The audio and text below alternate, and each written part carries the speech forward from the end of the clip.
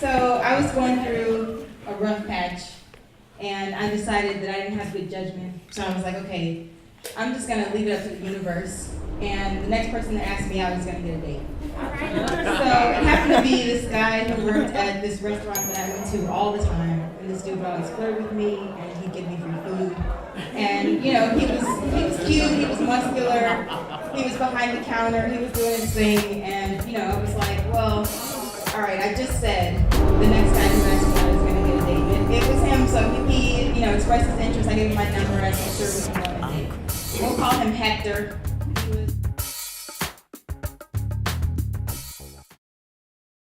So he shows up and he calls me from outside. He's there. So I come outside. He's driving a bright yellow, crazy style, like souped up Mustang sports car. And I'm thinking, like, how do you afford this? You work at that restaurant, what the hell? But okay, whatever. So he comes out of the car and he's a gentleman, so he opens the door for me. And I look at him and he's completely transformed. His hair is coiffed like beyond anything I've ever seen on a man. So much gel, like it's all perfectly, every single hair is in place. His eyebrows have been arched.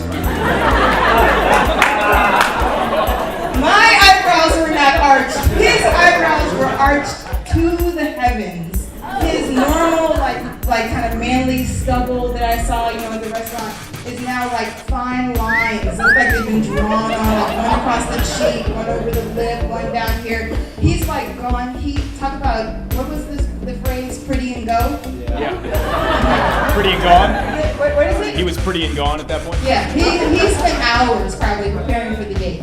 He's all the way like, I don't know, we're just very, very different at this point. So anyway, he's a gentleman, he opens the door, I get in, he's like, you look great, and I'm like, thank you, you look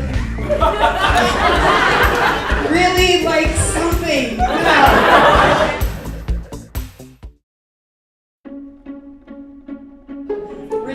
Driving there, he's driving top speed, crazy style. I get in the car, and impeding on my passenger side are these giant, like, jet type of turbojet. I don't know what the fuck these things are, but they are so loud. They make the car, like, super loud, and he's going super fast, and this is supposed to, like, turn me on, I guess, but I'm terrified. Because while he's driving, he's looking like this, staring at me. He will not look at the road. I'm like, dude, please, get me to the restaurant safely. That's all I want. Compliments later, whatever. So anyway, we get to the restaurant and we start talking in conversation. He brings up tattoos. So he talks to me about his tattoos, and he tells me that his first tattoo he got in prison.